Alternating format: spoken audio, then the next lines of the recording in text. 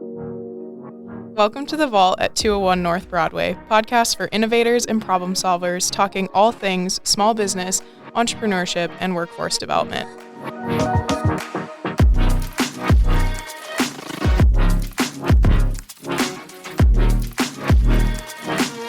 Philanthropist, music record enthusiast, Billings advocate, baseball fan, animal lover, a true people connector, and radio host. This man used to be one of our neighbors in the Granite Tower, a very well-known voice in our Billings community, a Billings community leader. Welcome to The Vault, Justin Hutchinson, or as some of you may know him, McLovin.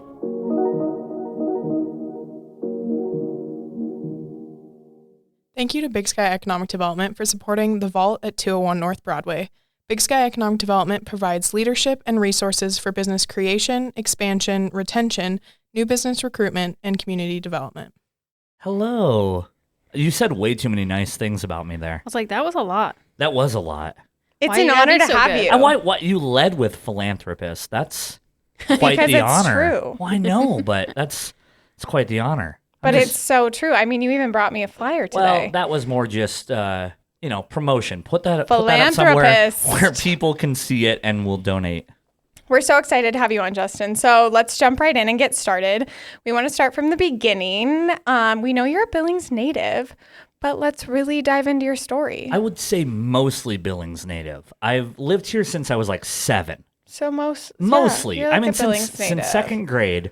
Let's go. Let's start. Yeah. Where were you before you were 7? So I was born in Bremerton, Washington. My dad was in the Navy. He was stationed there right across Puget Sound from Seattle. And then he was, I lived there for the first 4 or 5 years of my life. And then we moved to Honolulu, Hawaii, where he was stationed for the last 2 years of his service before he retired. And once he retired, there's no way that we could afford to live in Hawaii. And so we moved to Big Sky country and moved to Billings. So that was... Did you have family ties here, or did your parents just go, where do we want to live? Montana. Well, I think my dad had like a dream of being a rancher. Okay. And so that led us to growing up in a mobile home in Lockwood and not on a ranch. So I don't really know where the dream died or what happened there. He's now a rancher, so I mean he got his dream eventually, but it definitely took him a good 15, 20 years. It takes a minute to be there, yeah. To buy the cows or the land. Unless your family has it, it's a hard industry to break into. You can't, right? Unless you have a ton of money and you're just like, I'm gonna buy property and then buy all this cattle. And I think he found like a good deal on a plot of land out by Columbus, and then I don't know why. I don't know. I honestly, I was 7. I don't know. I don't know really. But you got to live in Hawaii for a little bit. I got to live in Hawaii. Do you remember it? I do. Is that why you like flamingos? No, okay. I think this is just a fun shirt. Okay. He's wearing a shirt with flamingos, so everybody listening. Yeah, it's nice and soft. It's really airy. It's nice. It's comfy. Hawaii was interesting because I remember a lot from Hawaii, but when I went back a few years ago, probably 6 years ago, it was crazy how much deja vu I got everywhere. I at one point, I had to call my mom as I'm in Hawaii going, did we ever go to this place? And she goes, we lived there for 2 years, probably. It was the weirdest thing where we were at a restaurant, and it was like one of these little drive-in restaurants, and my wife asked, hey, where's the bathroom? And I said, I don't know, but I'm pretty sure you go around the back on this side and it's on this corner. And sure enough, it was there. And I was like, I don't know how I know that. But you've maybe been there. But I've been there. I had to have. It was That's funny. So much deja vu, so many fun memories. And so it was fun to go back and kind of get to see all that. But then moved here. Moved in when I was in 2nd grade. Started at Beartooth Elementary, then Bench Elementary, nice. and then Lockwood, all in the same year. So wow. Oh, wow. That's a lot. I got the tour of Billings. Yeah. I now fast forward, and now I'm sitting here with you guys. I know. Did you want the in-between? Yeah, or? we want the in-between. So you moved here. I mean, it's so cool that you remember that from a kid, as, like being a kid. Yeah. Like, you're like, oh, I remember this, and I don't know. That's just fun. Yeah, I went to Lockwood my entire elementary school career. Is that what you call it? Yeah. I don't know. Sure. Your elementary career. Yeah. And then graduated from senior high in 2006. My first job ever was working at the radio station. Got that when I was a senior in high school. What did you do at the radio station?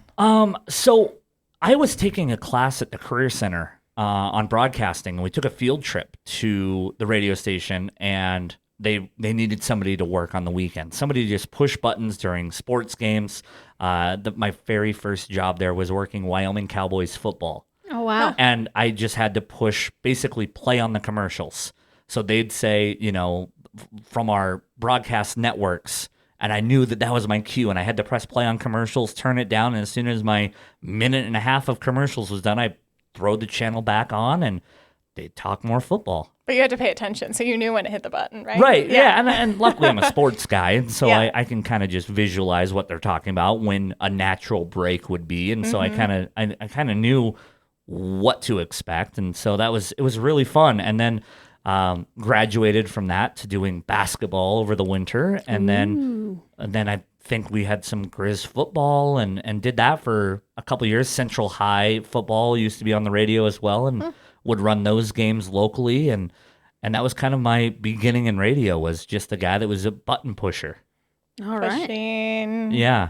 Yeah, just everything on the soundboards, and you guys have been in the studio before. Was this the Granite Tower still? Yeah, this was. Okay. Yep. Wow. this- Okay. Oh, so you've been with the same radio station. Yeah, which isn't always the case. A lot of people kind of move around, and things don't work out, budget cuts, whatever it might be. But yeah, since I got that job my senior year, it was October of 2005. I've been with the same company. That's Oh, wow. So, cool. So yeah, that Good was for you. Granite Tower all the way up until last fall we moved out. I know we so, all moved. Yeah, we abandoned that building. We did. We moved further apart from each I other know. too. It's know, it's probably really never sad. the same. That building will never be the same without all They of miss us us there. for sure. I mean, Yeah. I I guarantee miss the they parking do. lot. Yeah, it's nice to have ample parking. Yeah. I had to park in the garage. I don't remember the last time I did that. I know we do every day. Yeah. I Yeah. like it. Yeah, it's nice. It's covered. Yeah. For hail. You Yeah. know what I mean? Hail's always nice. not used I to mean, it. hail is not nice. No. Yeah, but Unless the you're a protection roofer, from hail. but, Yeah. So you were pushing buttons Yeah. for sports, and then what? And then there was a morning show on our country station that was syndicated out of Nashville. Oh wow. And I after high school, I was taking a year off before I was going to go back to college. And I had this plan to go to a Bible school, and I wanted to be like a youth pastor or something. I don't know. I don't even know if what I really wanted to do with my life. I knew that Bible school sounded great, and the radio station called me one morning and said, "Hey, we've got this syndicated show out of Nashville.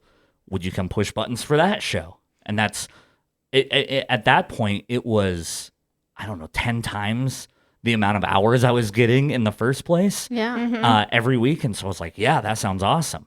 I did that every weekday morning from, I think I got there like 5:30. I was there from like 5:30 to 10:30 or something. And show was fun, but it was a little boring. As you guys can imagine, the button pushing, you push a button and then you wait for them to tell you to push another button, basically. And there was probably about 12 minutes or so between button pushes that I had to do. Because they would do their show, they would play their music, and then we'd try to make it sound as local as possible. And so what I would do is I would walk down the hall to other radio shows that were a lot more entertaining. I'm a people person, so I wanted to chat with people, and Big J had a show that he was doing by himself, and Was it the Big J show? It was the Big J show. Okay. Yeah, he started the Big J show right around the time I got my first job there. I believe when we took our tour, he had just started his show. So how much older is he than you? I want to know. We So- can talk about this here. I think he graduated 4 years ahead of me. Okay. I think there's only 4 or 5 years age difference there.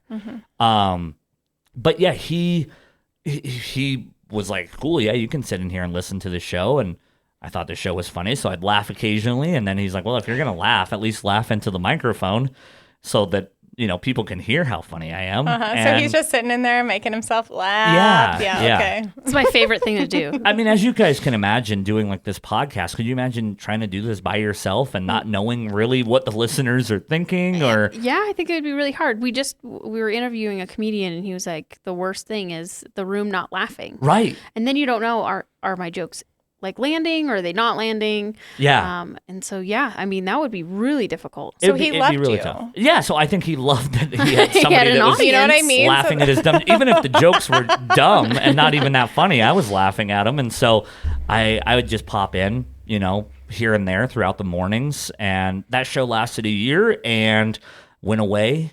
And I thought that I was going to be jobless. I was ready because I couldn't afford to go back to pushing buttons for 3 or 4 hours a week. And so luckily there was an event that Jay wanted me to come in for to be on the show. And then he asked if he could officially have me on the show.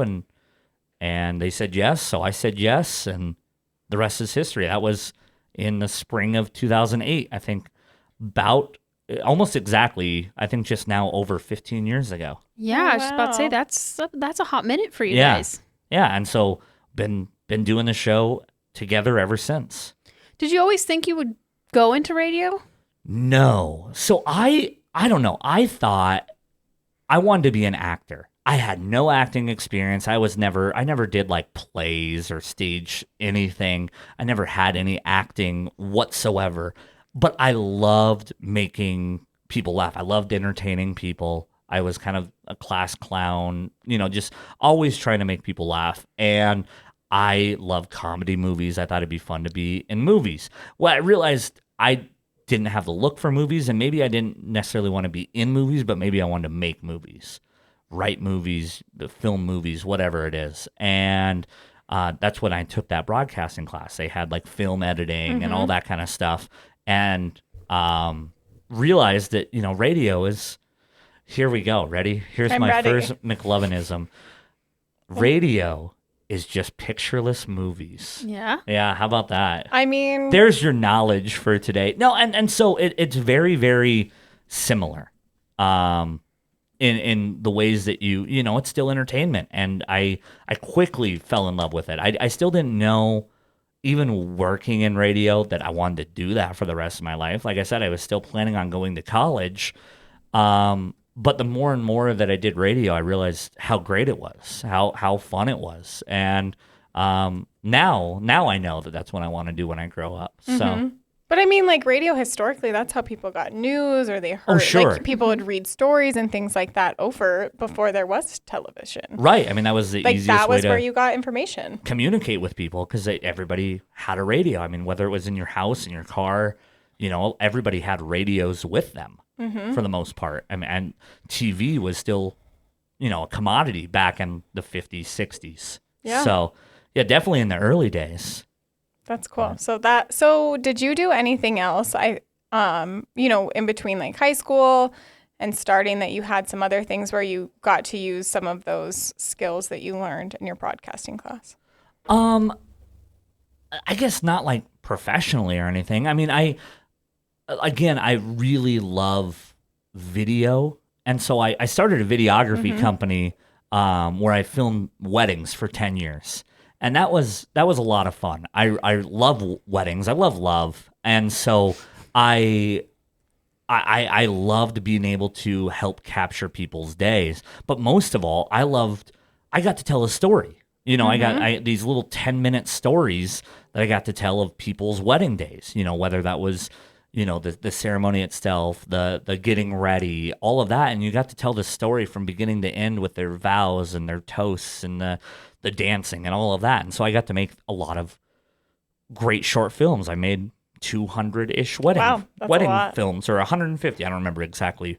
Wedding films over 10 years. And so it was fun to get to make a bunch of short stories. I mean, very, very similar to what you would do, making movies. And so I'm glad I got to use that and got to use some of that knowledge that I learned in that broadcasting class. They don't even offer that broadcasting class It's like, anymore. that doesn't sound familiar. So it was shortly after I was done in the class. I personally, and I think there's zero merit to this, I personally think that the teacher thought, hey, this is my pinnacle. This is my prize creation. The best it's gonna get. I made McLovin who he is, and I'm gonna go out on top and retire, and we'll retire the lesson, the whole class, and that's it. So I'm sure that's exactly what happened. Yeah, and she's still around. I'm sure she can vouch for it. 100%. Yeah, we'll fact check it. Miss Volk, if you're listening, you can probably agree with me that was it. That was the peak. So where did I'm taking us off on a tangent, but fine. where did McLovin come from? So the time frame of me starting on the show, I started walking into the studio summer-ish of 2007. That's when Superbad came out. I was just about to, I was wondering if it was same. Yeah, and I think back then, I put on a little weight, but back then I was scrawny. I had like the same haircut as McLovin, the same glasses. I mean, I have my senior picture and a picture of McLovin. You put them side by side. It was like, oh yeah, that's doppelganger. I mean, so at the time, Now I know. Okay, I had we to look need it up, to see these. at the time, it was identical, and then like I think we were both nerdy characters, and that was the hot movie, and so I think it was kind of, I was Justin down the hall, here's Justin from down the hall, whatever, and then it was like, oh, he started calling me McLovin, and then it was when I was officially on radio, they're like, well, you want to keep the McLovin name? And I was like, sure, I guess it's what people know me as. And so now they're calling me. But now 15 years later, it doesn't feel weird or anything. It's just part of who I am now. Yeah, it's like 15 years later that it's like, oh yeah, I did get it from that movie, but I feel like it's just evolved so much since then. Do you find that like people they are just like McLovin? Like you don't even have a real name anymore. It's just McLovin. I think my favorite thing is when people like first get to know me, they think, oh, you're McLovin, the dude from the radio, whatever. And then we become friends, and then it's months or years down the road, and they call me McLovin, and they're like, wait, what am I supposed to call you? Yeah. And I was like, it doesn't matter to me. I mean, my wife, McLovin's real name in the movie, not like his actual actor name, but the character's real name was Fogel. And so my personal friends, like my close friends, and my wife even, still call me Fogel. Oh, So it's like I've got a nickname of the McLovin nickname from the movie that even like my closest friends call me, and has nothing to do with my real name at all. So but is don't it pretty much just your else. mom that calls you Justin? No, there's a whole group of people that do, but yeah, it's really weird. I answer to a lot of questions or a lot of names. Whether it's McLovin or Justin or Fogel or hey douchebag. Can I say that on here? Yeah, Are you gonna have to bleep me? We just put a noted warning as on here now. explicit. So Oh wow. That's so funny because it just reminds me of you don't have to say your last name, right? It's like when you say LA or New York or like Omaha, you don't have to say the state. You just say you know exactly New York. where it is. You don't have to say New York. you're like New York. Cher. You don't have a last name. Yeah. You're so official. Yeah. You're so fancy. That's so funny I was like, I feel like I've known that, but for other people that maybe just know you as McLovin, like where that came from. I find it weird. Like I feel like sometimes I have to get too professional though. Like I feel like obviously people my age, my surrounding, they all know the McLovin thing, and they listen to the radio or they know the movie or whatever, and so they just are like, oh, okay, McLovin, fine. But sometimes I have to like have like professional emails that I send to people and like that don't listen or like are from out of the state, and then I just go Justin. Like I'm not gonna try to make McLovin in the e-signature. Yeah, when I'm pandering and asking people for money from businesses and stuff, I very much go, hey, I'm this professional guy named Justin. But I go by McLovin. Yeah, and so it is definitely a weird line.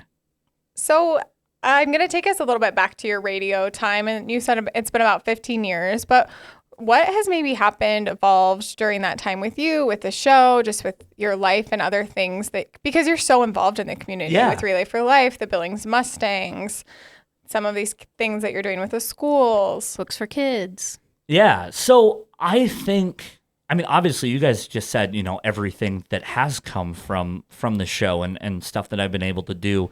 And I think it's just with growing up. I mean, I think when I first started on the show, I was a dude that lived in this small, like, tiny room that they were like, hey, nobody wants to live in this room in this house, but we'll rent it to you for $200 a month. And I was like, cool. I got to live with my best friends and not living at home and Wait, had your best roommates. friends gave you the scary room of the house? No, because they had already got the house. So they had already picked out their bedrooms. It was going to be the 3 of them. And I was kind of like, hey, you know that room that you're like not doing anything with and you're not sure is even livable? Can I have that? And they're like, yeah, give me like $200. And I was like, ooh, you strike a hard bargain. I don't know if I can make that much pushing buttons, but I'll try. And so that was fun. But it was always, I grew up kind of having roommates as most people do. And so I think that a lot of that kind of stuff just comes with growing up. The more and more you get comfortable with something, the more money you start to make, and the more decisions, you get to make on your own, you kind of evolve into the person that you actually become, right? And so I think that's kind of I think a lot of people in Billings have got to watch me grow up, which is really weird because I started on this show when I was 18 years old, 19 years old, somewhere in there. And so they got to see me get my first girlfriend. They got to see me in my first heartbreak. They got to see me turn 21 and cause a mess all over downtown Billings. It's fine. They got to see me fall in love and get married. They've been with me through heartbreak and everything. And so I think that, it's a really interesting thing that my growing up and maturing happened so publicly, but also like, I think that it helped because there's so many people that are like, hey, they're always looking out for me, hey, this is what you should do. Or that, let me give you advice from someone who's been there. And so it was nice to have that as well. Mm-hmm. No, I love that. And I think it's funny that you mentioned that. It makes me think like when I moved here and I started my internship, but I really did see you guys. I'm like, oh, they're like Billings celebrities, really, like you and Big J, because you guys are so public facing. Like everyone knows you're just public figures in our community. Right. Yeah. But I hate I get that it comes with the territory, but I hate like the celebrity I don't mean it moniker. like no, I get in a it. bad way. I get it because when you first meet us, that's how you know us, right? Like until you like actually sit and talk with us or anything, you're the guy on the radio, and I get that. But it's like we, at least me, and I think Jay would agree. Like we are so accessible. Like we are. I'm constantly out in public, like you said with the Billings Mustangs. I'm there every day during the summer. I'm at most games. I love when people come up and want to, talk and have a picture, whatever. And I understand that role, but at the same time, like I'm just a normal dude, that just happens to have a really cool job. And it's so public facing, yeah. Right. And so, we were talking before the show started here that, we're talking about trivia night and that kind of stuff. And I love when people would come up and just get to talk and get to know me and realize like, oh, it's not just a dude on the radio. This is our friend, our neighbor, and just a normal guy that has a cool job. Calling trivia, his wife's grading the trivia. I know, she's got a stressful job. Yeah. I mean, technically, I think that's really how we got to know each other, Marcel. Maybe. Because even though you were in our building, it was Right, when and you I would started come dating your boyfriend, and he was a trivia guy, and so I felt like that was always like I see you get there, and I was like, oh, the pretty girl from our building is dating that trivia guy. Got it. Yeah. I would come out and go to Now trivia. he creates ridiculously hard trivia for people. Well, At Metal Art, yeah. ridiculously hard, other than. Or you're saying Austin creates trivia? Austin creates And his friends, they ridiculously write hard it. trivia. They write them. Oh, And they're have to play. like hard. They just do it like in 6-week stints, Okay. I think, ish. But they write. I think they're It's going to get to a tough. point where they can't write them anymore, but they write them.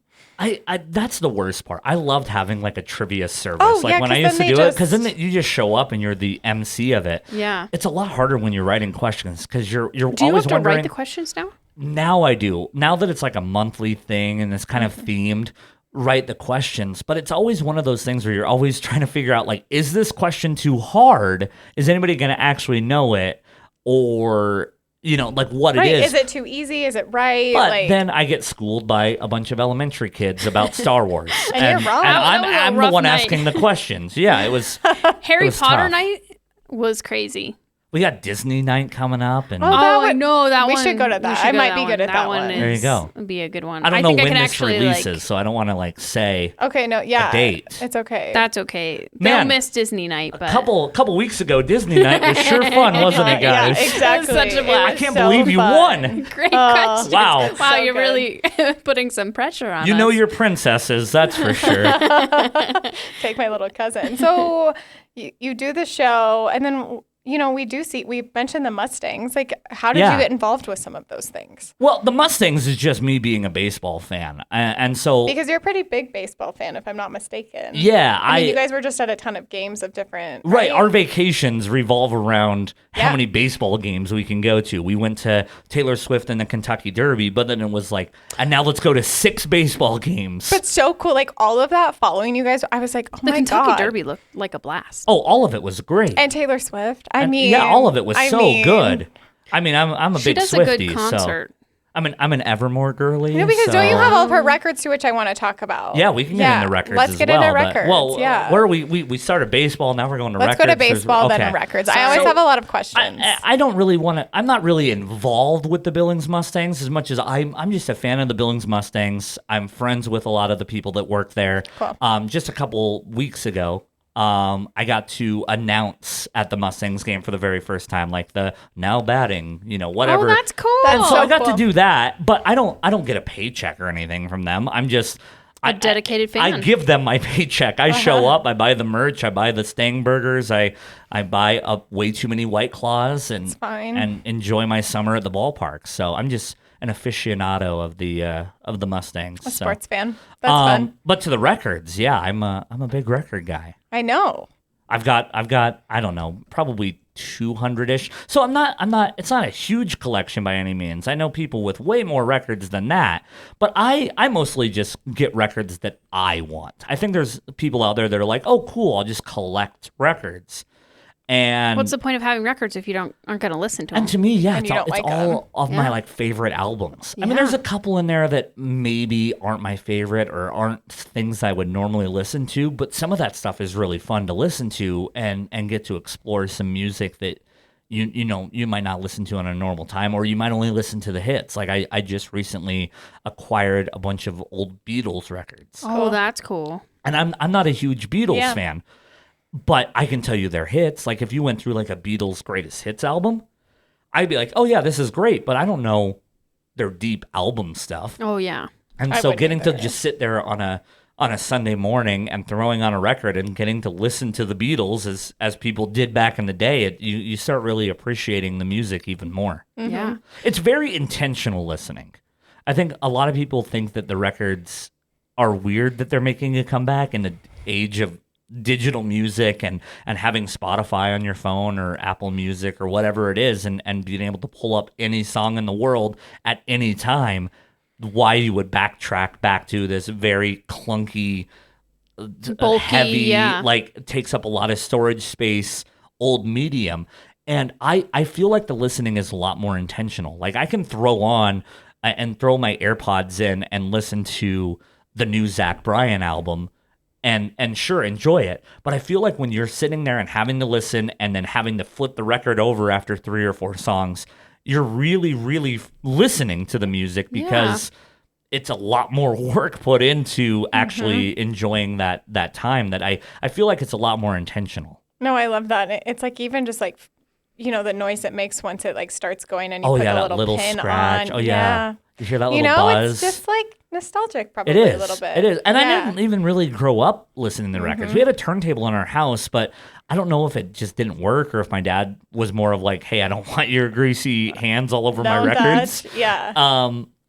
We listened to music all the time growing up. I mean, listened to CDs and whatever else. But yeah, I remember there was a turntable in the house, but I don't really, so I don't have that same nostalgia feel to it. I like the intentional listening. No, I love that. I think that's great. So you talk a lot about the opportunities that this job has provided you Yeah. in being out in the community and doing some things that you really love and inspires you.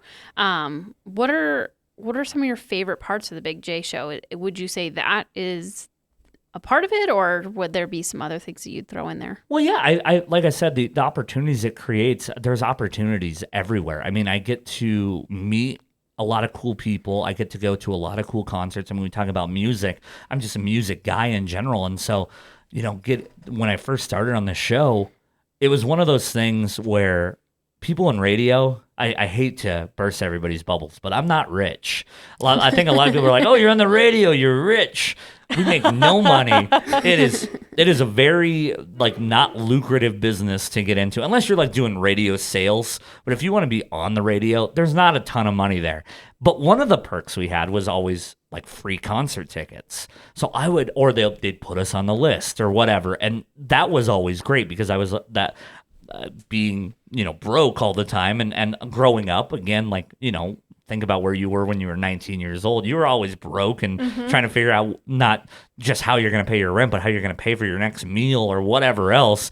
And the concerts are probably at the very back of your mind, but getting the opportunity to do that kind of stuff. I love music. And so getting to go to all these concerts and then, being there for the meet and greets and stuff like that with our radio listeners, getting to meet a lot of these bands that I love and listen to, it's a very cool opportunity there. And then other opportunities, I think it's just really cool that we have this platform that we've built with the show that people will do what we say, but also not doing that in any kind of malicious way. We have... I brought you a flyer for Books for Kids, for example. We're working on the Books for Kids thing right now and trying to provide books for elementary school students all around the city of Billings. By the time this airs, we'll have funded 6 full schools around Billings, 6 elementary schools. So it's over 1,800 students. Wow. Close to 2,000 students that we've been able to buy books for every single month of the school year next year. And so that kind of stuff is really cool that I get passionate about these causes, passionate about children's literacy or, Christmas time. We do our big Christmas, when we used to be in the same building, you'd see us hauling carts full of gifts up and down the elevators and, getting to do that and play Santa a little bit. It's just really cool that we get to do that, but also that our people that listen to this show also believe in those things that we're doing and want to be a part of it. And so I really enjoy getting to use our platform that we've created for good, to be able to put a lot of, good messaging out there, helpful messaging, just positive, but also just sharing real life stuff, talking about the news, talking about what's going on in Billings, talking about what's happening, the cool events coming to Billings, all that kind of stuff. But then also turning around and doing charitable stuff with it is awesome. What was the first campaign or fundraiser that you raised money for? So we've done Santa Claus for a Cause, that Christmas one, every year since this show was created, I believe. Wow. So even before I was on the show, Big J was doing Santa Claus for a Cause. And when I kind of started doing the show and getting a little more responsibility on the show, he kind of just handed it off to me. It was like, hey, you run this thing. You are the one responsible for calling all the families and whatever else. And then they would still, him and his team would type up all the sheets and all the information, and they'd get all the nominations or whatever. But then soon, a few years later, then it was completely pushed on my wife and and I loved it. I just think I love Christmas as it is. Who doesn't? I'm a big Christmas guy. The music. I love the snow cookies, in the winter, the cookies. The food, I mean, everything. family. The message of Christmas itself, and just that holiday season, and it's just great. I really enjoy the Christmas season, and so getting to give back like that for the last 18 years has been incredible. And so we've done that. I think I can't remember if we're entering our 19th year or 20th year this Christmas on doing Santa Claus for a Cause. So that was my first real charity stuff, but it wasn't mine. Like, it wasn't any of my creation. Like, even though I had like ownership of it and I, got to run the program, it was still not anything that I had stake in, I guess. And so last year, with the flooding in Red Lodge, raised a bunch of money with that. And then we've done books for kids. This is our third year of doing fundraisers and all that kind of stuff for books for kids. So, And did you start that? I did. So I had a teacher friend that had posted on Facebook, and he wasn't the first to do it. I had supported other classrooms and stuff and other teacher friends that had done this, but he had just posted, hey, I've got 21 students in my class this year. For $18 per student, we can get them a book every single month of the year. And so I was like, yeah, sure. I'll sponsor one. My wife will sponsor one. Here's $36. Take it and buy the kids some books. And in the past, other friends would do the same, similar thing. And so when he had did it, for some reason, it just clicked in my brain, like, what would it take to do this for your entire school? And he was like, what? And I was like, yeah, no, seriously, like, how many students are at your school? What do we have to do? And, and so we kind of brainstormed over the course of that next school year about how we would do it, and met with his principal and, just kind of figuring out how to do it, and didn't really know, but he knew that he could handle buying the books for all the classes. And so I said, okay, well, let's do this. And so for the following school year, said, hey, this is how much money we need to raise. And within 44 hours, we had raised enough money to get books for every single student in Bench Elementary. Wow. That's awesome. That's so amazing. And then we were able to fund a couple extra classrooms and stuff too from other funds and stuff that we got. So we were doing various classrooms and stuff throughout the city. But ultimately, I knew that I wanted to do this whole school thing. And so the next year, last year, was our second year of doing this, and we were able to raise enough money not only to keep Bench going, because the idea of the program is to get more books in these kids' homes, because the more books that you have in your home that you actually own, your passion for learning, your passion for education, joy of actually going to school, the joy of learning, all of that just goes way up. Having actual physical books that you own in your home that are yours. And so I didn't want that to just be a one-off thing. And these kids get 9 books and I move on and you never hear from me again. I wanted to be that we're set up in these schools for years and years and years. So the idea being, if you start at that school in kindergarten and go all the way through 5th grade, that's over 50 books that you've got to add to your collection, to your bookshelves over your elementary school education. And so I want to stay with those schools as we grow this program. And so I knew that I wanted to do Bench Elementary. Well, that teacher friend, he moved schools on me. And you're like, buddy. And I was like, well, dude, now what? Now I have to do 2 schools. I have to do your school and Bench. And so quickly raised enough money for Bench, quickly raised enough money for McKinley. And I was like, well, could we do another school? Had some great sponsors and then a lot of generous people donating. We were able to also fund Ponderosa Elementary.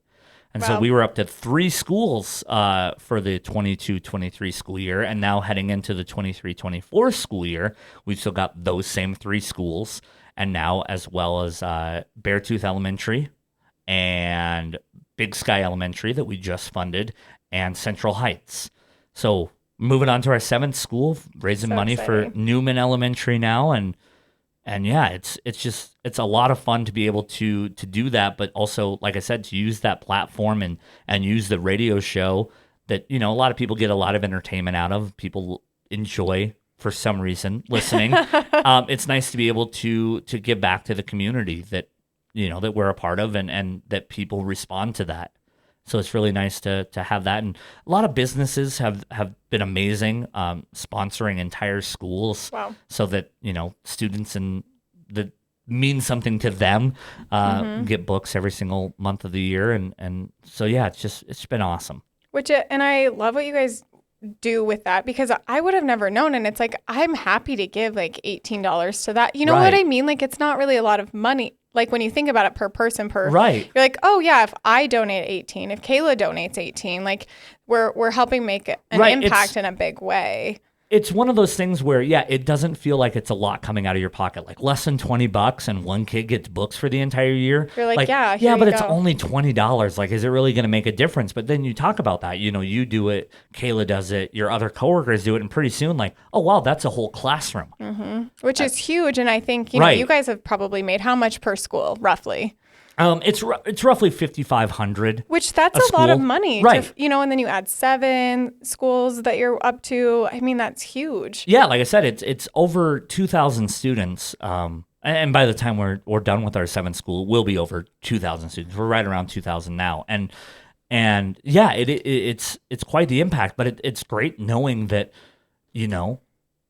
with 2,000 students, that's only 2,000 random people that have to donate $20. Mm-hmm. And that's not a lot of money. It really isn't, and it's really not a lot of people either. And so it's awesome that people are willing to do that. But I think the other success of ours comes from the ease that we have for making the donations. Yeah, like I can just Venmo you. Right, exactly. Like I think that we, from the beginning on this one and some of our other charity stuff, is the Venmo. Like I think that it's so easy, and you don't really think about it and it's probably a bad thing ultimately when you think about how easy it is for me right now. If I wanted to send you $500, I'm not going to. Don't get too excited. Well, I mean, if it felt like what? I'll buy you your next cup of coffee. I'll send you $5. But exactly that, like how easy it is to just transfer money. Yeah. Like if I had $500 in my pocket right now, that'd be a lot harder to give you than just typing 500 on an app and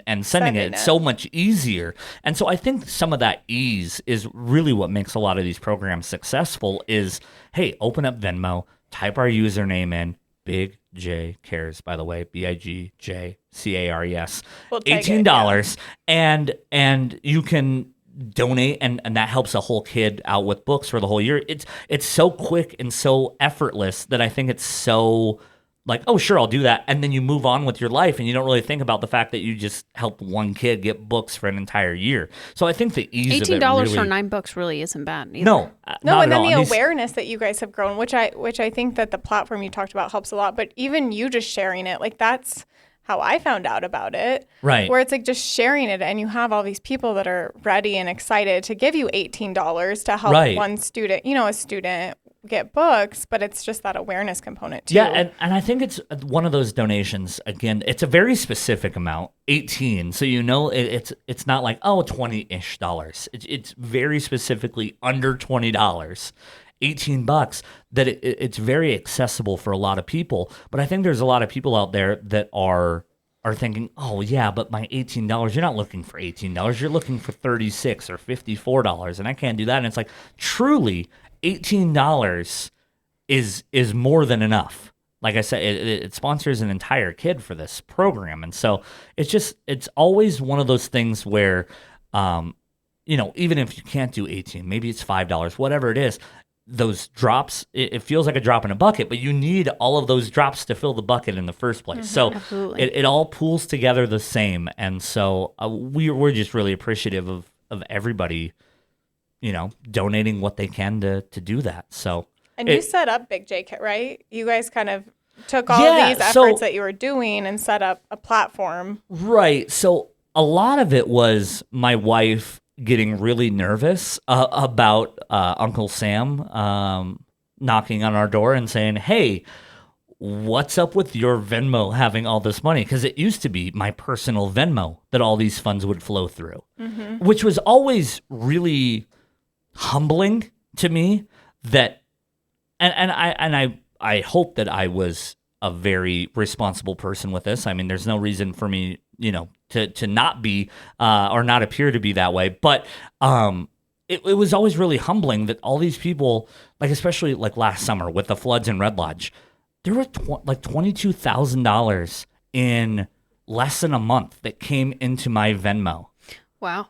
And that's a lot of money. That's my personal Venmo.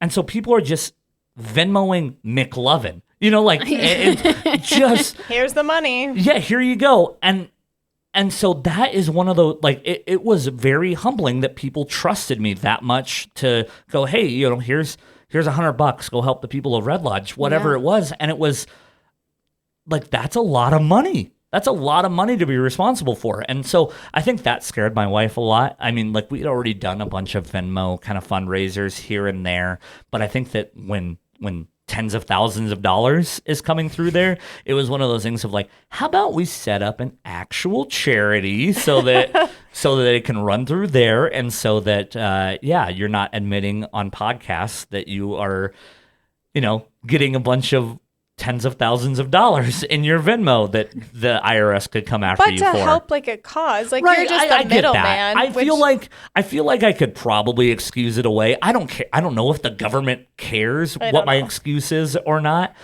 Every single penny that's ever been donated to any of our causes, whether it was through my personal Venmo or through the Big J Show Cares, have gone to those causes. But it is still one of those things where it's like, I definitely am glad now that we're clean, for lack of a better word. Like it's all official now. Yep. And so that is a lot nicer. But yeah, it's still really weird that people will like that they donate that much money. I mean, it's a lot of responsibility. But a testament to your character, I think, like knowing and seeing all the things that you do for the community and that you are doing. Like, it wasn't everyone that was like, we're trying to put stuff together to give and take to Red Lodge, right? They saw that you were doing that and they're like, I want to help, but I don't know how, but they're doing it. So let me put money into that. Yeah, I think that also goes along with the ease of like the digital donating is they go, oh, I want to be a part of this. I want to send water up to Red Lodge because they need clean drinking water, but I don't know how to do that. Like, oh, but McLovin's doing it. Championing it. Here's $20. Go buy 4 cases of water and take them up. Perfect. Yeah. And as everybody continually donated $20 at a time, pretty soon that's pallets and pallets of water. That's pallets of granola bars, deodorant that we took up there, bug spray. I mean, it's the middle of June, and there's a ton of water. Now there's water everywhere. Standing Exactly. water, yeah. And Hey, so bugs. all of that stuff and throwing pizza parties and just trying to bring, a little shred of joy to, people that had their entire lives just devastated away, overnight, and so, it was nice to be able to do that. But yeah, it's very, very humbling. I don't know how else to put it other than that people trust me. And I'm glad that I have portrayed myself as a trustworthy person. Yeah, no, I think that's a huge testament to your character. And I think just showing you as like the community leader that you are, that people do trust you to send you that much money to then take care of it and get it to where it needs to go. Yeah, now it feels really weird now having like the official, like it was always like this grassroots thing, and now it's like now I've got a name and a website, and like people can just like send money all the time, not just when we're like doing campaigns. And so it's even weirder. But we got like a post office box now. I know. That's so official. So what else is on that people can do on Big J Cares? Right now that's kind of our focus is the Books for Kids fundraiser that we got going on right now. We're very hyper focused when we are doing, which I think is great and helps you be successful in that space. Yeah. So we've got that, and then after this is done, we'll probably take a month or two off and get ready and gear up for Christmas. We kind of have the two big fundraiser events or fundraising seasons for the Big J Show Cares. We have this summertime one where we're doing the Books for Kids one, and now that it's in its third year, it's kind of just become a new normal thing, and then the Christmas one. So, and then we have various ones here and there, just depending on what's going on in town, whether it's somebody who had, their house burned down or, whatever it is, we'll use what we can to take care of the people of Billings. It's kind of our mission for the charity is taking care of the people of the Billings area. So, and that's not just people. We also love the animals, like you said in your intro. Animal lover. You're an animal advocate. Animal lover. I recently joined the board of Yellowstone Valley Animal Shelter, and I love the work that they're doing there. But yeah, we've done fundraisers for them. Last year for National Hot Dog Day. I remember that. Yeah. They needed hot dogs. They were like, hey, this is the best way to administer medicine. We've tried all of the pill pockets and the cheese treats or anything. The best way for them to administer medication, a little piece of hot dog with the pill in it. And so they were like, we need hot dogs. And I was like, well, it's Hot Dog Day. Let's do this. I love that. And again, one of those things where, having that platform is incredible. I was able to go on air and say, hey, we want to do this hot dog thing. And within 20 minutes, we had $500 because of how instant, well, and how instant it is too. I think, in the olden days when you're doing these charities, it's like, cool, well, I got to wait for the check to show up and hope that I have enough money pledged here, that they come through that we can afford to do this. It's nice to be able to, I have a Venmo card, that I can just, it takes it directly from the Venmo. So I don't even have to wait for it to hit my bank. And, we can go and hit up Sam's Club and buy as many hot dogs and get the weirdest looks. You're like, what are you doing with all these? But it's so easy. Yeah. Just start smelling the packages. Well, there was this one lady, she goes, what are you doing? I was like, oh, I got a lot of friends. And she thought I was serious. I was like, I'm buying these for the animal shelter. And she goes, oh. And I explained to her, and immediately she takes $10 out of her wallet and wants to be a part of it. And so I think it's really fun to do these really easy, accessible fundraisers that everybody can have a part in. I think when you think of some of the bigger fundraisers for some of the bigger things around our city that require millions of dollars to be able to build, you've got new aquatic centers and recreation centers, and you think about how big those are, and you're thinking, man, that's a lot of money. My donation's not going to be able to go far on that. I think it's really nice to be able to have these accessible ones that it's like, hey, for $10, hey, I bought 2 packages of hot dogs that are going to last the next week or 2 weeks at the animal shelter. And so they really feel like they have a stake in a lot of these fundraisers. And that's, I really enjoy having those kinds of fundraisers just because, you really feel ownership over it. Right. And you're making an impact. And, not everyone can donate millions of dollars to some of these bigger projects. I can't. Yeah, me neither. I wish, I wish I could just have a Brewski's Aquatic Center, but there I you can't. Go. We should. I know. We should. Where do you want to build it? I mean, I'd have to on think the roof about here. it. Do you want to have a pool here? Yeah, I do. Yeah. We want a patio, so if you can convince Steve to restructure the roof, I'll we have to Steve. reinforce it. Yeah. I think Steve listens to me. Hey, we could do a fundraiser. But what I love, let me find somebody for you. Yeah, let me find someone. No, I think the animals and just using your platform in that way is so cool. And then what I think is so easy, especially for our generation, that not everyone has Venmo, but that's okay. Right. But it's I hear it, I want to do it, I can do it in the moment, and then it's I don't have to think about it or be like, oh yeah, I meant to pay them. It's just no, I did it. Right. That instant. Being able to send that $18 for books it's so easy to just take out your phone, type in a few letters, type $18, and boom, it's done. Yeah, you don't have to go, oh, I'll do that when I get to work and I can pull out my debit card, or I'll do that when I can write a check and go to the post office and get a stamp, or whatever it is. It's so nice to be able to embrace the technology that everybody has right now and really be able to take advantage of that. So you said you're now on the animal shelter board, which is so great. I think I'd struggle because I'd want to take home a kitten with me every day that I'm there. Luckily, we're not in, our board meetings and stuff aren't at the shelter, or I think, I would sit through the whole meeting with kittens. It would just be constant. It's very hard for me when I do the donations for hot dogs and stuff where I actually have to go to the animal shelter to drop them off. Hard for me. Because I'm I'll take that one and that one and that one. Look at his little face. I always have to walk through the dog room and I'm like, yeah. My wife told me I'm not allowed to bring home any more animals, so I have to wait a little bit. Yeah, and they're so sweet. My cousins just got them for Christmas. They got 2 kittens. My little cousins from the animal shelter, and they're the sweetest little cat. I mean, they're not so little anymore. One of them's kind of larger. Yeah, they grow really quickly. But they're so tame. Yeah. And they're so great. So what else is coming up in your world that you're excited about? I love all seasons. I'm very much like my dog. We're talking animals here. My dog thrives in all seasons. It's hot boy summer right now. He's loving life. We get to go to the lake and go swimming at the river, whatever. And he loves that. And then when fall comes around, he loves getting to jump into piles of leaves. And I think I'm very similar to that, where whatever season it is, whatever is going on, I really fully embrace it. And in Billings with summer means concerts and a lot of outdoor activities, Mustangs baseball games, as we talked about earlier.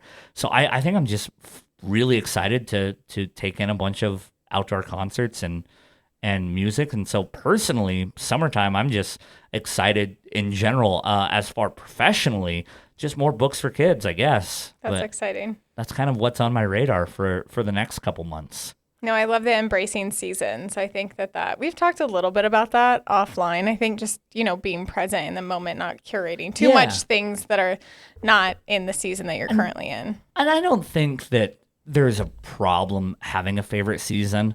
I think my favorite season's probably summer, especially living in Montana.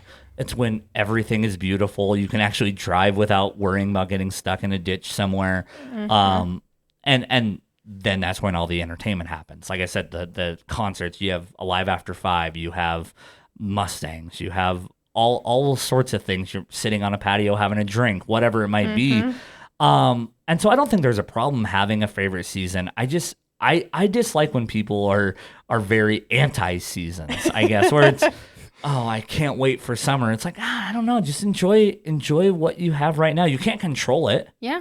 Nope. You can't control what's going on around you in life in general. So just embrace what's going on in your life. Embrace what season you're in, whether that's metaphorical or actual. And we do winter. get 4 seasons. So Montana, you're going to get a winter. You don't know how long, and you'll get a spring and a summer and a fall. I think people complain, in the spring. I mean, at least like late May, we had a lot of rain. And so I think there's a lot of people who are like, oh man, I just want to be outside. And it's like, yeah, but you don't get to enjoy the beauty of outside without a little bit of rain. And also, like, I don't know. I feel like everything's a little more beautiful after a season of rain. Yep. Again, whether metaphorical or actual. Exactly. And so I think it's important to embrace whatever season you're in life. And you can't control the weather. You can't control the people around you. You can't control circumstances. And so I think it's just important to embrace life as it is and make the best of it.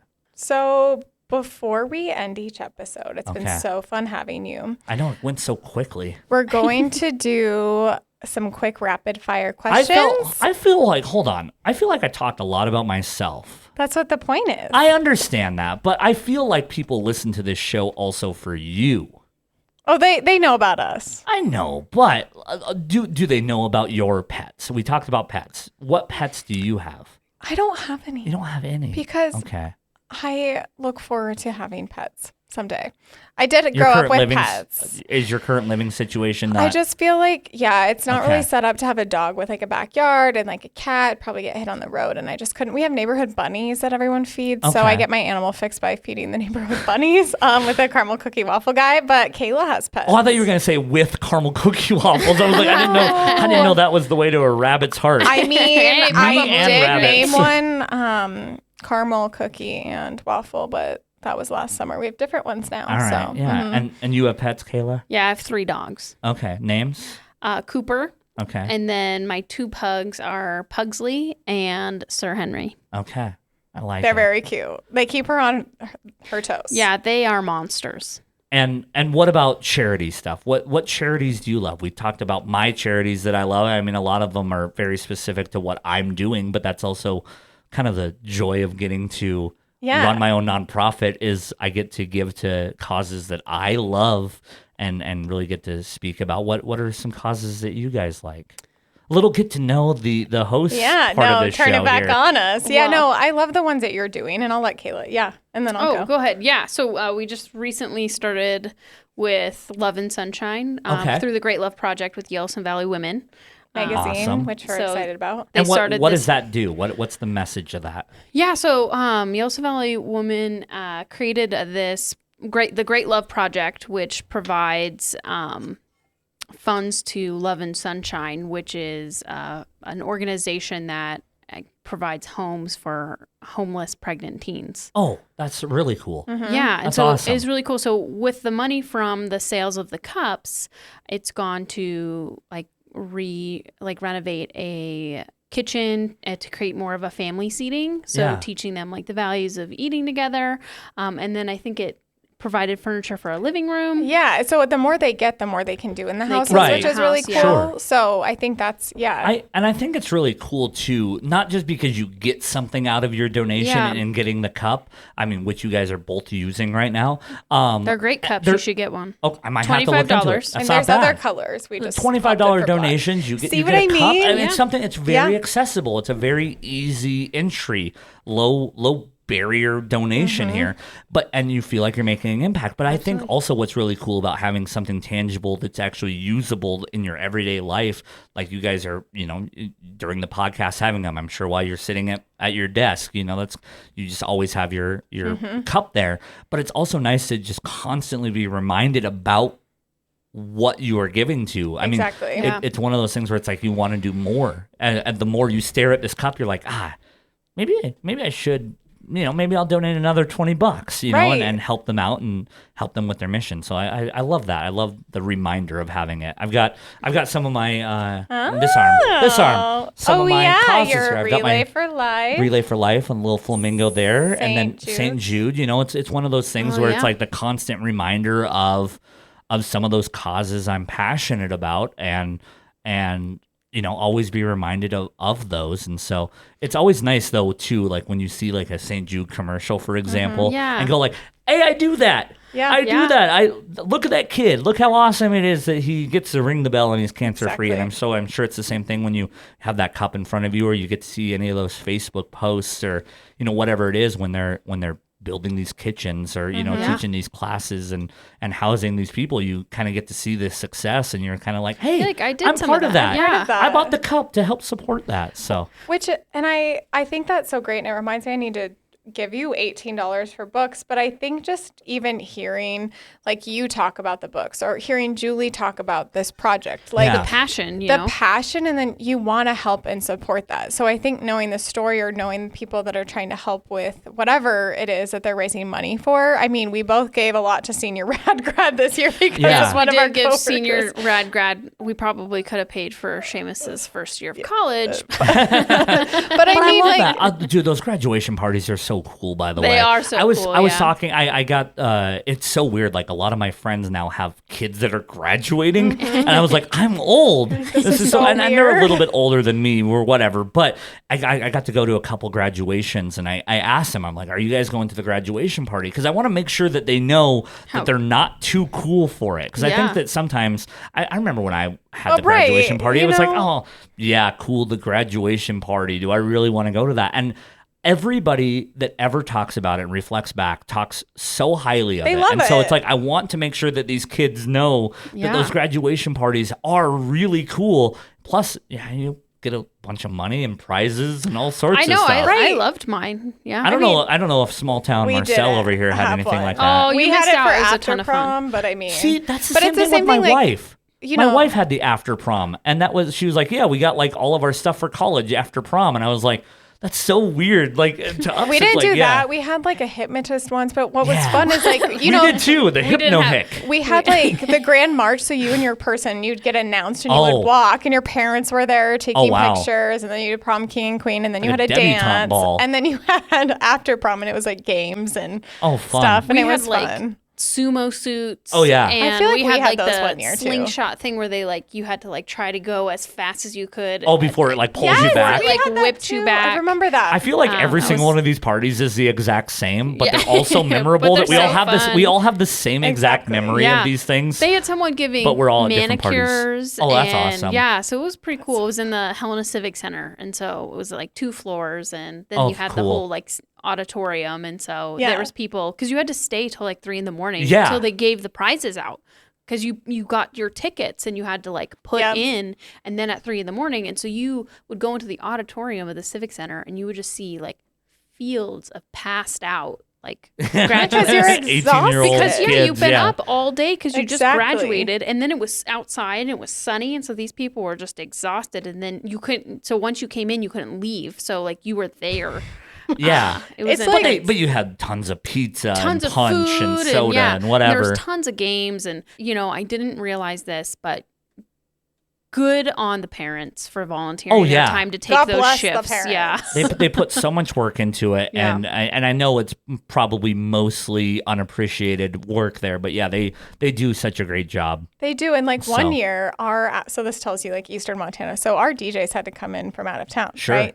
And so, do you know Toby Took? Oh yeah, So I it's love Toby Chandler. and Eric. Yeah. So they had to come from Billings, but we had a snowstorm. So we did our after prom during when prom was supposed to happen.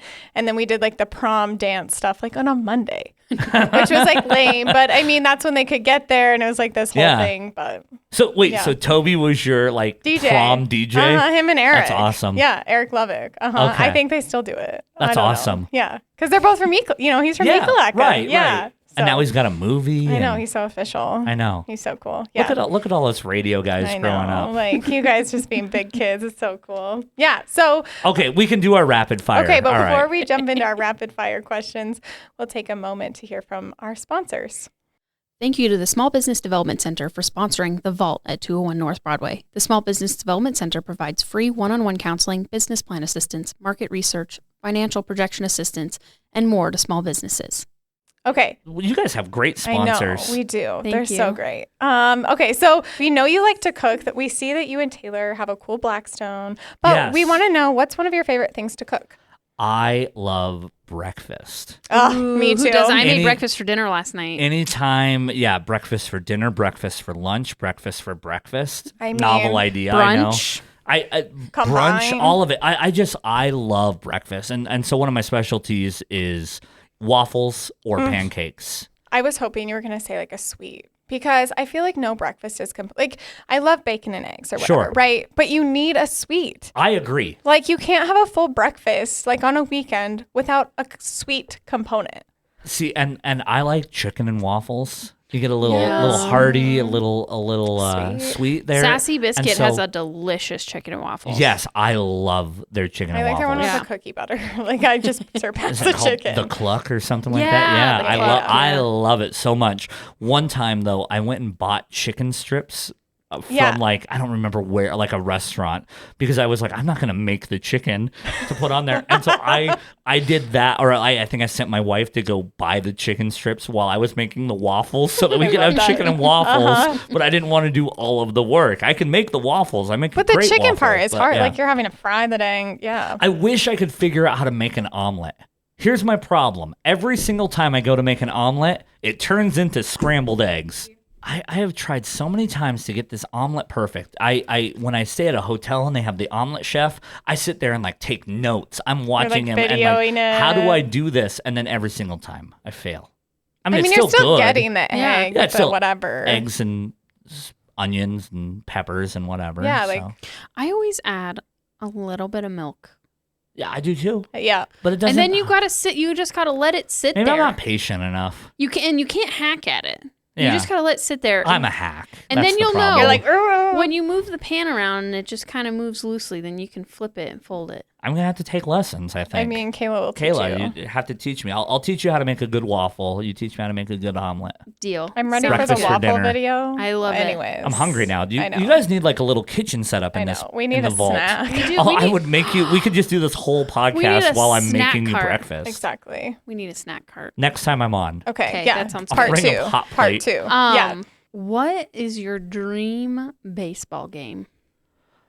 Oh, the Mariners in Game 7 of the World Series winning with me in attendance. That would probably be the top. I mean, obviously, you want your team to win. And the Mariners are your team. The Mariners are Okay, my my team. uncle likes them too. So I that's got good to the know. Griffey hat on. I mean, that's it. I got to go to their playoff game last year, their first time in the playoffs in 20 years. That's so that so- would be it. Realistically, because they are the Seattle Mariners, and anybody listening to this, you got Ryan Walla, who's also a Mariners fan. Uh-huh. He'll tell you how bad we are.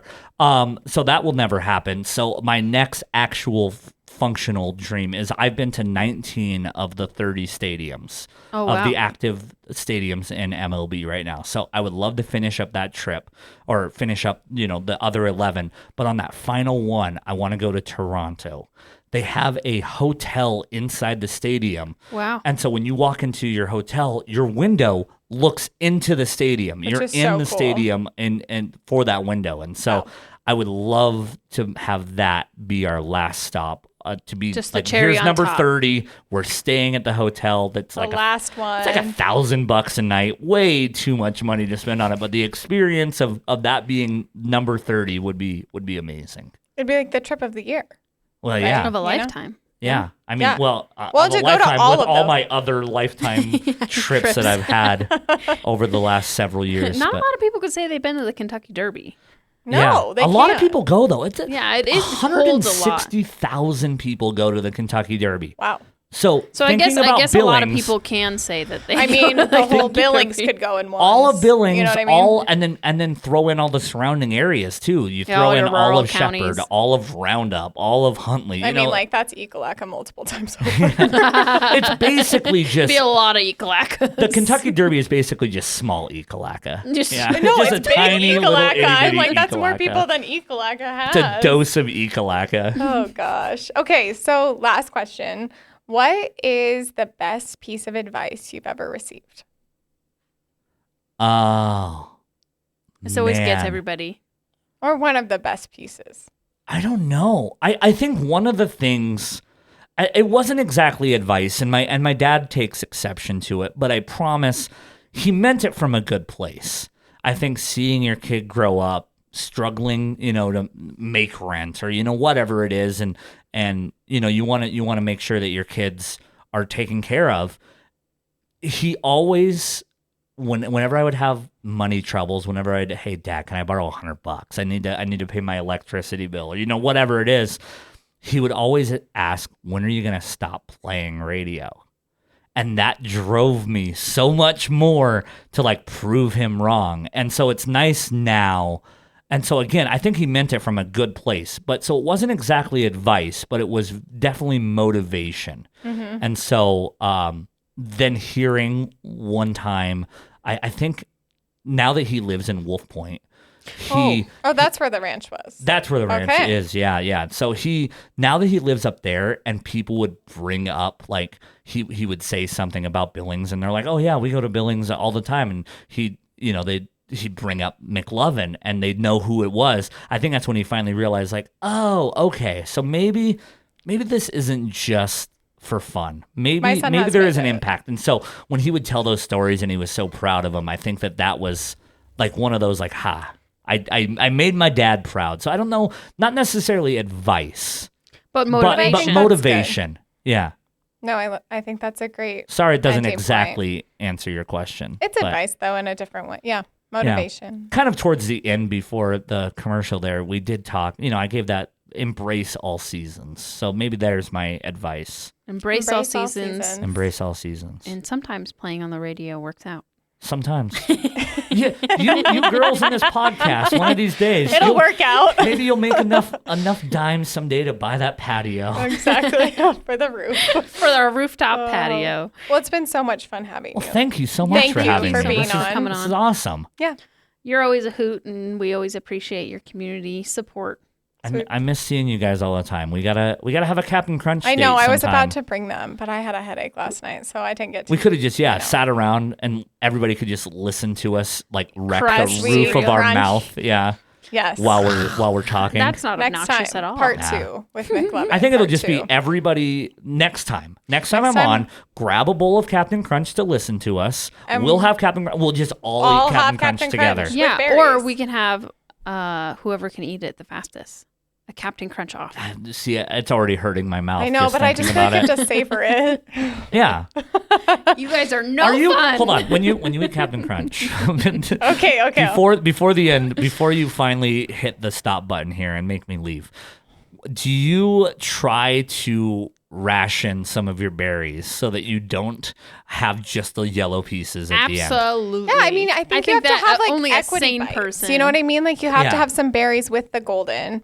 You can't just eat all the berries. Right. I'm more of like I'll save the best part for last. But Me I don't too. want all But I don't berries want all at berries the either. end. Oh, I'm all berries at the end. No, I have to have them Same like kind thing of with equal bites. Lucky Charms. I will eat all of the like whole wheat cereal and save my marshmallows for the end. I'll I'm do very, most of that, but I'm very much like, all right, the proportions. I'm like, Yes. all right, I can have 5 yellows to every one berry. right. Wait, now you Have can the buy perfect all bite. berries. I know, but that's not. It's not the same. Fun. Yeah. It's not the same. And last You have time to work for it. I know. You gave me a box of the most boring Captain Crunch ever I sent last someone time. to do it and they didn't do the right And they got Captain Crunch. Yeah, but that's But okay. like old person version of Captain Crunch. I All yellows. Like it's so. It wasn't It's still me. good. Captain Crunch is great. But I mean, it's not. It's in my office. Next time you come see me, I'll come eat it. we'll have a bowl of I'll Captain Crunch. I'll bring an all berries box and we'll mix. We can mix it. Yeah, in we'll a make big our bowl. own blend. And yeah. Jay can have a bowl too, even though sometimes He's he too puts good his for us. nose up at that. He's too good for us. He doesn't like Captain Crunch? I think he hates everything that Marcel and I find I enjoyable. know he does. He always puts his nose up, Like and I'm like, it's on so our rude. parade. You should get him some grape nuts. Yeah, some Wheaties. I'll bring those by, and Grape I'll nuts. make you have me on the show. He probably, he's always got like his diet and stuff going I on. know, So it's whatever probably he's something doing, boring. yeah, like- Keto cluster. Yeah, like eating a chicken breast or something Hey, Just unseasoned chicken breast. Here you go. with broccoli. Warm it up in the microwave. my boyfriend wanted to do this reset your palate diet Okay. where you just eat baked potato for a month. No, that sounds terrible. And No, it doesn't. It Dan, sounds that's a amazing. dumb no, idea. but you can't have anything on it. No butter, no salt, pepper, nothing. It's just a Dumb baked idea, potato. Dan. I hope he's listening. I was like, on no, board with we the are not idea. doing that. See, I think the problem with that idea, if you could have the toppings, is that I would just be like, you know what, this isn't so bad. I'll just have potatoes for the rest of my life. Well, But yeah, have because to you have could the put toppings. you could put butter. pork, you could do broccoli cheese, you could do like and lots of just a stuff little with salt baked and pepper, potatoes. just a little seasoning, a little butter. Yeah. A little butter, like a lot of butter with a lot of A salt. lot of Maybe a butter little with a lot of cheese, sour yeah. cream. Cheese. Do you know what I mean? You can't Bacon just have bits. it basic. That's like eating salad without having a ton of great things Just- on top. Have you had It's Roasted baked potatoes? I have not. Me neither. Oh my Clearly I'm god, missing their out. carne asada one is All right, so phenomenal. we just need to start a list. So next time we're gonna Be have our eating. Captain Crunch. We'll We'll get bring, potatoes. We'll bring Gabe in and And we'll I'll bring cook you breakfast. back and we'll have A slab of food and waffle. we'll have baked Waffles potatoes and waffles omelets. and Captain Crunch. It's gonna be the best buffet ever. of food. I'll Get, like, Marcel, I'll come order the hungry. chocolate fountain. All right, okay. let's go I all mean, in. don't tempt But me. instead of chocolate, we're putting queso in there. Oh, there we go. Wouldn't hate it. No, we wouldn't hate it hate either. it. Perfect. Awesome. Well, thank you again. Thank we you for really having appreciate me. it. You're This has been awesome. fun. Thank you for joining. You can find the resources and tools mentioned in today's episode at thevault201.com. If you like this episode, be sure to subscribe and share with a friend.